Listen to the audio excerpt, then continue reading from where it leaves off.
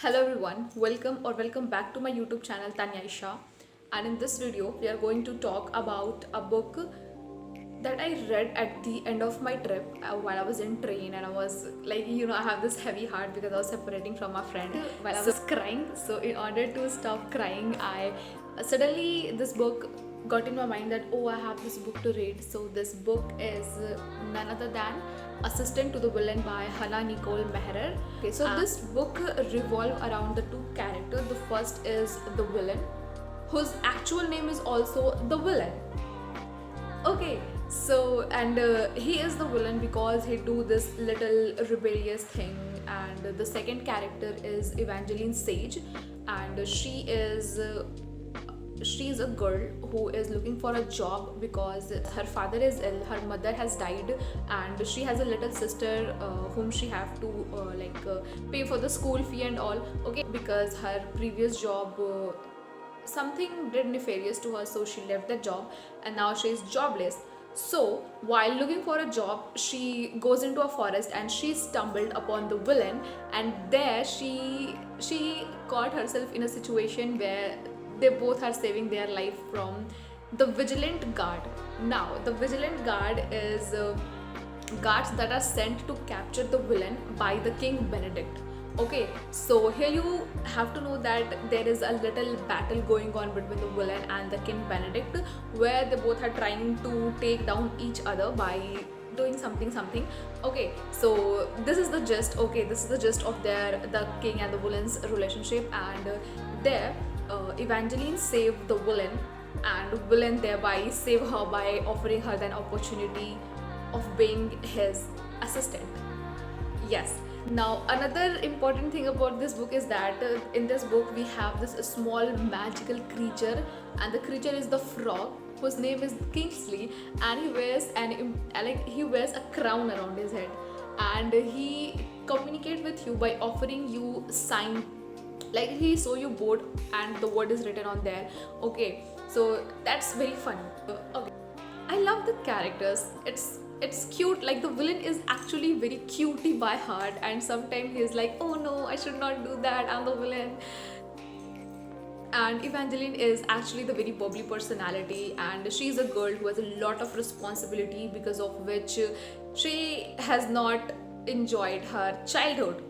So yeah, in that order, her mother tell her that, oh, you need to smile so that like the world is bright, something like that. So keeps on smiling, and the villain think, oh my god, she's always happy and she's always smile. So that's what, like, she's attracted, like she was her light, something like that. Okay, as I actually was looking about the story, and I get to know that this book is actually a comedy. Like it's a theoretical comedy type of book. Like if you have seen the Friends show, okay, so you know what type of show is that. It's like a friend family comedy. So this book is also like that. It's a very comical rom-com book where there is zero spice. You'll not get spice at all. So this is a very, you laugh a lot. Okay, now another negative thing about the book is that it didn't have plot. Like there was plot, but it was so paper thin. The starting 100 pages was okay. Like they were building the story, there was anticipation going on that who is like there's someone in his office who is leaking all the information to the King Benedict, and somehow the villain's ship, that the shipment that he is having is being captured.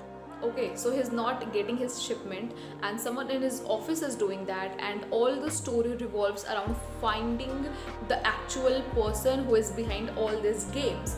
Okay, now the starting 100 pages was fun, like you are reading it, you are anticipating it, but after that the story just slowed down.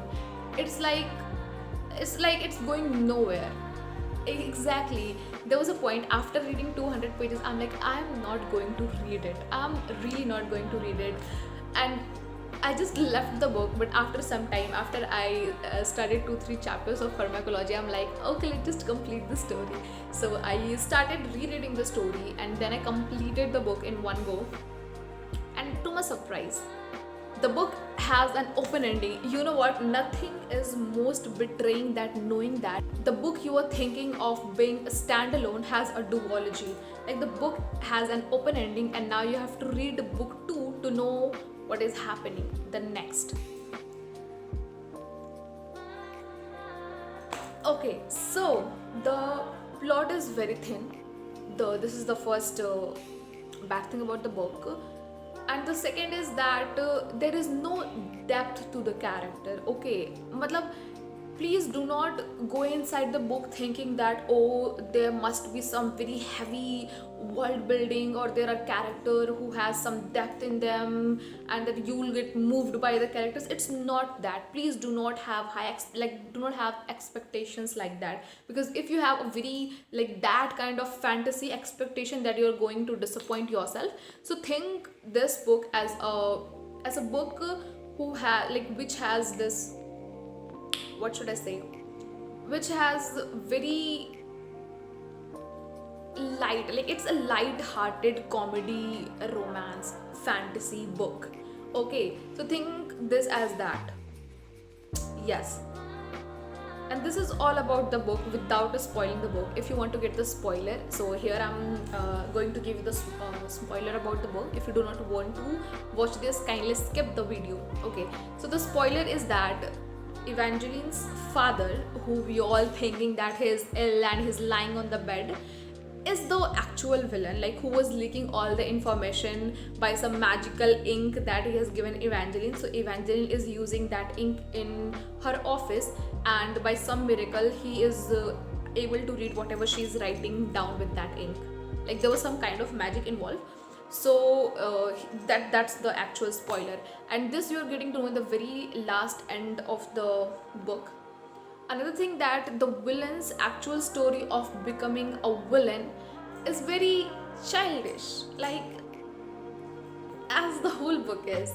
So please, if you just want to read a comedy one and just you want to read it, then this book is a perfect book for you. But if you want something very high stake, heavy world building, something very much going on, then this book might disappoint you. Okay, so all in all, I want to give this book 3.75 out of 5 star, and that's all I have to say about the book. If you want to read it, the actual question is, am I going to read the second part?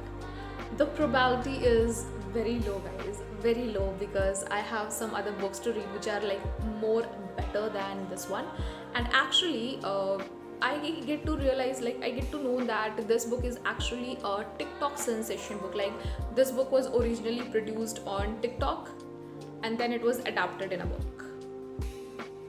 Yes, so yes, that's it for this video, and I hope you enjoyed this video, and I'll see you in the next one. Till then, bye, take care of yourself, and if you haven't subscribed, please do subscribe the channel.